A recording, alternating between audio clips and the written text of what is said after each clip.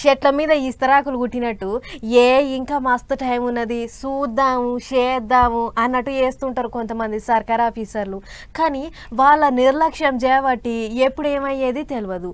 ఒకరి నిర్లక్ష్యం చేయబట్టి పెద్ద పెద్ద ఘోరాలే జరుగుతుంటాయి.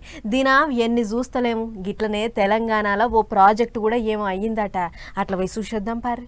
ఏట వానకాలం వచ్చిందంటే చాలు ప్రాజెక్టులన్నీ కలకలలాడుతుంటాయి. గంగమ్మ పోటెత్తుతుంటది.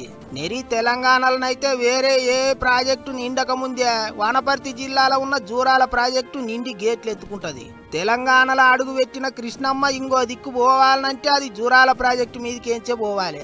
అంటే రాష్ట్రంలో ఏ ప్రాజెక్టును సగబెట్టినా సగబెట్టకపోయినా అన్నిటికంటే ముందుగాల జూరాల ప్రాజెక్టును అన్ని తీర్ల రిపేర్లు చేసుకొని పెట్టుకోవాలి. కానీ మరి అక్కడ పనిచేస్తున్న ఆఫీసర్లు ఏం చేస్తానో ఏమో కానీ ఇగో 9వ గేటుకున్న రోపు తెగిపోయింది. అంటే గేటు ముయ్యాలనన్నా తెరవాలనన్నా కిందికి మీదికి గుంజే ఇనుప వైరు తెగిపోయి ఆడబడ్డది. కర్ణాటక మహారాష్ట్రకేంచి వారం దినాల సంది నీళ్లు దబాయించి వస్తున్నాయి. అందుకే 12 గేట్లు ఎత్తి నీళ్లు కిందికి ఇడిచి పెడుతున్నారు.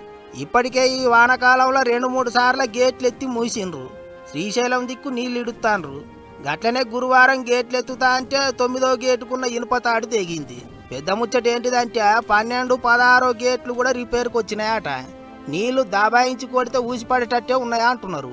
ఇంకో దిక్కు గేటు తెరుచుకొని ఉన్నప్పుడు రిపేర్ చేయనికే రాదంటున్నారు. పోని మూసి రిపేర్ చేద్దామంటే మూయనికి పనికొచ్చే ఇనుప తాడు తెగింది. అటు చూస్తే మీదికేంచి నీళ్ల రువ్వడి గట్టిగా పెరుగుతాంది అంటారు. ఎప్పుడు ఏమవుతుందోనని అంత పరిశాన్ అవుతుండ్రాట. ఇగిదిట్లుంటే వానకాలంలో ప్రాజెక్టులను పట్టించుకోకుండా సర్కారు వాళ్ళు ఏం చేస్తాండ్రో ఏమోనని కారు పార్టీ వాళ్ళు గర్వవుతాండ్రు.